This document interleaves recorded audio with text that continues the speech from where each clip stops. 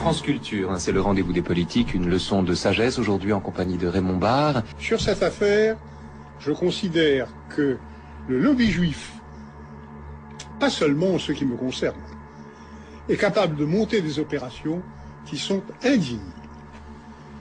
Et je tiens à le dire publiquement. Tout ça est manipulé, ça je le dis à votre naturellement. On est manipulé. Bon, on est complètement manipulé. Oui, vous le dites, j'espère, le matin. Vous avez des banques, vous avez dans le monde des banques et des officines dont le travail est d'organiser la spéculation en Europe. Elles sont américaines en général, elles sont pas européennes, et c'est leur travail. Le matin, on dit quel bonnet attaque-t-on? Je vais vous dire qui est mon adversaire, mon véritable adversaire. Il n'a pas de nom, pas de visage, pas de parti. Il ne présentera jamais sa candidature. Il ne sera donc pas élu. Et pourtant, il gouverne. Cet adversaire, c'est le monde de la finance.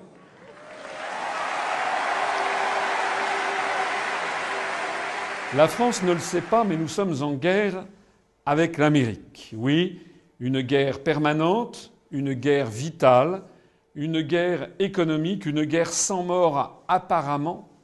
Oui, ils sont très durs, les Américains. Ils sont voraces, ils veulent un pouvoir sans partage sur le monde. C'est une guerre inconnue, une guerre permanente, sans mort apparemment, et pourtant une guerre à mort. Ce n'est pas moi qui le dis.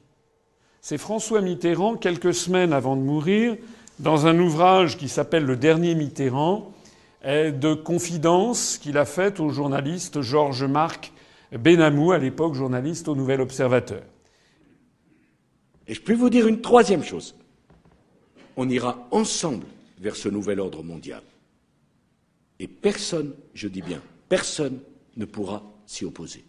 Et les dernières paroles qu'il ait prononcées comme président de la République, à l'exception peut-être de quelques mots qu'il a dit à son médecin avant de passer les paroles à Chirac, c'est à moi qu'il les a dit. Et il me regarde.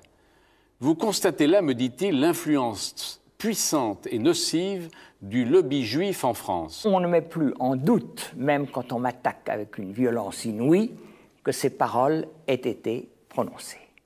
Mais immédiatement après, on me dit, il les a peut-être dites, mais il ne fallait pas le répéter. Pas vous, pas comme ça, pas maintenant.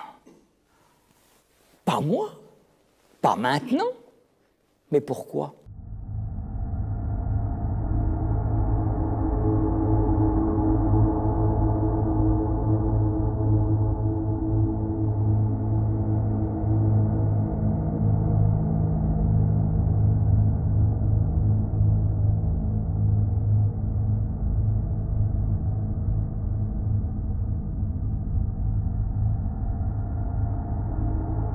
Mais pourquoi ?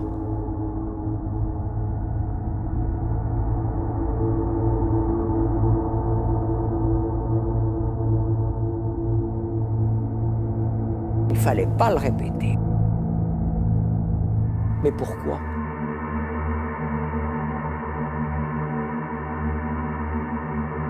Mais pourquoi ?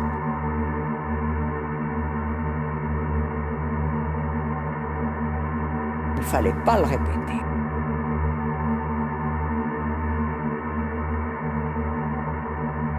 Mais pourquoi ? Il ne fallait pas le répéter. Mais pourquoi ?